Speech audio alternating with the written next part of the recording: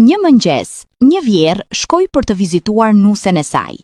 Në duar mbante një tepsi me byrek të ngrohtë, ndërsa në fytyrë mbante shenjat e viteve dhe një buzëqeshje të ëmbël.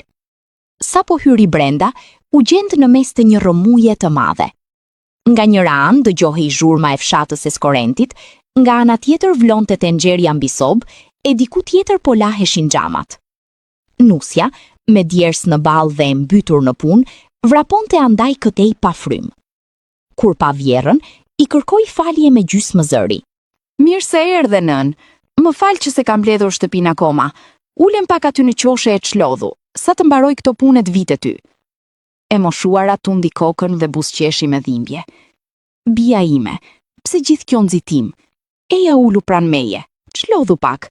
Nuk ka nevojë ta rënosh veten kështu. Le të bëjmë dy fjalë bashk. Nusja kundërshtoi menjëherë. Nuk bën, nën, duhet të mbaroj ushqimin. Këto punë shtëpie nuk mbarojnë kurrë. Vjehra e shikoi në heshtje për pak kohë, dhe pastaj, me një zë të ngrohtë, i tha një fjali që ishte një leksion jete. Bia ime e dashur, kujdese mos tenxhere që po fërkon të shkëlqejnë më shumë se ti, e të duken më të gjalla se ti. Nushja mbeti e shtangur me leckën e pluhurave në dorë. Si e ke fjalën, nën? Çfarë do të thuash? Pyeti e habitur. E moshuara u ul ngadalë në një karrige dhe nisi të fliste. Kur isha në moshën tënde, isha fiks si ti. Punoja derisa më dilte shpirti që shtëpia të shkëlqente si lule. Doja që fqinjët e miqt të thonin sa nuse e pastër. E ktheja natën në ditë duke pastruar. Por, në fakt, nuk po pastroja pluhurin e shtëpisë, po fshija jetën time. Ajo vazhdoi. Kur burri im vinte në shtëpi në mbrëmje, unë isha aq e lodhur sa s'ngria dot as këmbët. Nga lodhja, fytyra ime ishte e vrentur dhe pa pikë gëzimi. Fëmijët donin të luanin, por unë i bërtisja. Mos i prishni gjërat se sapo i pastrova. Shtëpia ishte dritë, po unë nuk isha aty. Nuk ishte më gëzim në atë shtëpi. Lotët nisën të rridhnin në faqet e nuses.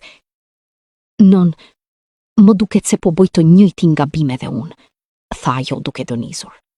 Vjera i mori duart e saj me dashuri. Shtëpia edhe po mbeti rrëmuj, mblidhet sërish. Por kohën që ikën, nuk e kthen dot më pas. Fëmijët nuk duan shtëpi të pastër deri në cep. Duan nxehtësinë e nënës së tyre. Burri nuk ka nevojë për 10 lloje gjellësh, ka mall për buzëqeshjen tënde dhe një fjalë të ëmbël.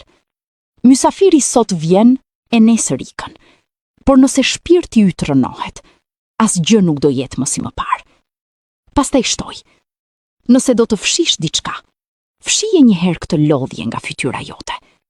Lëre fshatsen, shko laj syt, dhe hajde dalim pak jashtë të marrim ajër. Jeta po rrjedh jashtë, dhe po të pret. Atë ditë nuk u ndes soba dhe nuk u fshin dyshemet, por një qetësi dhe dashuri që ishte shtyr prej vitesh pushtoi shtëpinë. Vjera dhe nusja dolën krah për krah, morën nga një akullore dhe u ulën në park.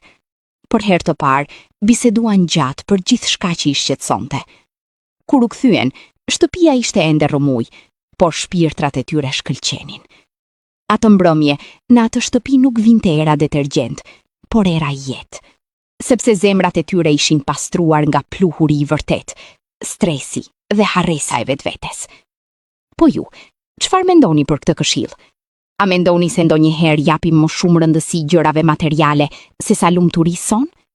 Ndani mendimet tuaja me ne.